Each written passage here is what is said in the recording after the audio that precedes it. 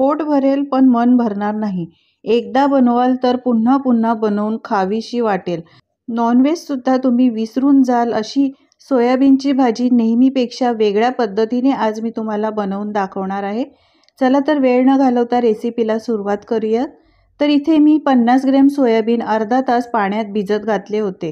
हे सोयाबीन तुम्ही गरम पाण्यात सुद्धा भिजत घालू शकता. अर्धा तास सोयाबीन भिजत घातल्यामुळे छान अगदी मऊ झालेले आहेत. आता सोयाबीन हाताने दाबून अशा पद्धतीने याचं पाणी पिळून काढायचं आहे. अशा पद्धतीने सोयाबीनचं पाणी दाबून काढल्यामुळे तुम्ही पाहू शकता यातील फेससुद्धा निघून जातो. सोयाबीन भिजत घालण्यापूर्वी स्वच्छ धुवायचे आहेत आणि त्यानंतर हे सोयाबीन पाण्यात भिजत ठेवायचे आहेत. तुम्ही हे सोयाबीन गरम पाण्यात सुद्धा घालू शकता. आता हे सोयाबीन सगळे मिक्सरच्या भांड्यात घालून घेऊया.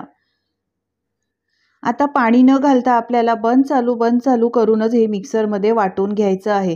म्हणजे जाडसरच वाटून घ्यायचं आहे, याची पेस्ट बनवायची नाही. तर तुम्ही पाहू शकता अशा पद्धतीने मी ही जाडच भरडच वाटून घेतलेलं आहे. आता हे सोयाबीन आपण एका प्लेटमध्ये काढून घेऊया. तर अशा पद्धतीने सोयाबीन संपूर्ण प्लेटमध्ये मी काढून घेतलेला आहे. आता याच मिक्सरच्या भांड्यात आपण एक वाटण बनवणार आहोत.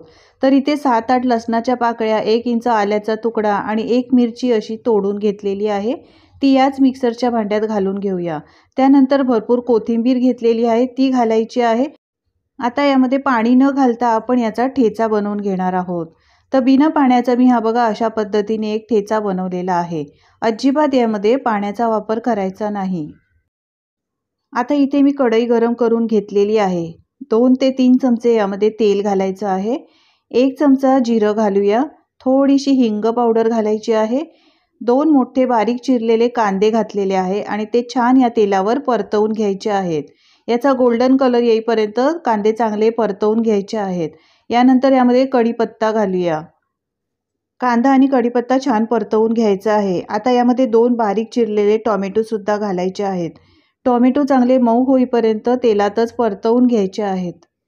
टोमॅटो चांगले मऊ होण्यासाठी यात 1 चमचा मीठ घातलेला आहे. आता छान परतवून घेऊया.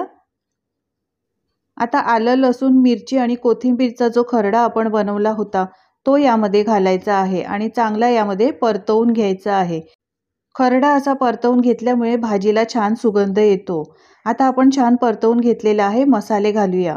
अर्धा चमचा हळद पावडर, 1 चमचा काश्मीरी मिरची पावडर, 1 चमचा लाल तिखट, 1 चमचा धणे जिरे पावडर घालायचे आहे आणि या तेलातच हा मसाला चांगला परतवून घ्यायचा आहे.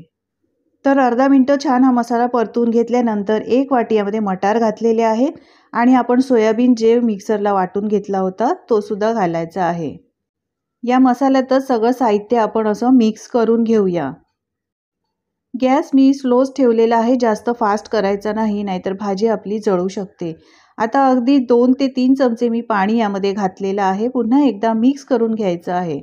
झाकण लावायचं आहे आणि 10 मिनिटं मंद गॅसवर ही सोयाबीनची भाजी छान शिजवून घ्यायची आहे.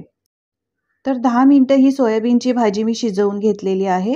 आता यात 1 चमचा तूप घालायचा आहे. तुपामुळे भाजीला चव अजूनच खूप छान लागते. परत एकदा व्यवस्थित मिक्स करून घ्यायचं आहे आणि ही भाजी 1 मिनिटभर आपण आता शिजवून घ्यायची आहे.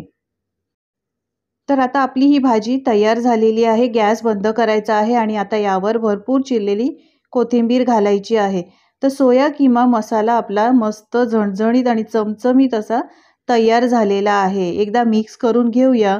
हा सोया किमा मसाला तुम्ही पावाबरोबर खाऊ शकता. अप्रतिम चव लागते.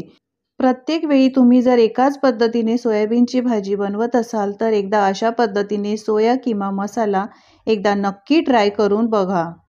नॉनव्हेज सुद्धा विसरायला लावणारी सोया किमा मसाला ही रेसिपी तुम्हाला कशी वाटली कमेंट्स करून सांगायला अजिबात विसरू नका. रेसिपी आवडली तर लाईक करा आणि जास्तीत जास्त शेअर करा. माझ्या चॅनलवर जर नवीन असाल तर चॅनलला सबस्क्राईब करा. पुन्हा भेटूया नवीन रेसिपीसोबत. तोपर्यंत व्हिडिओ पाहिल्याबद्दल मनापासून धन्यवाद.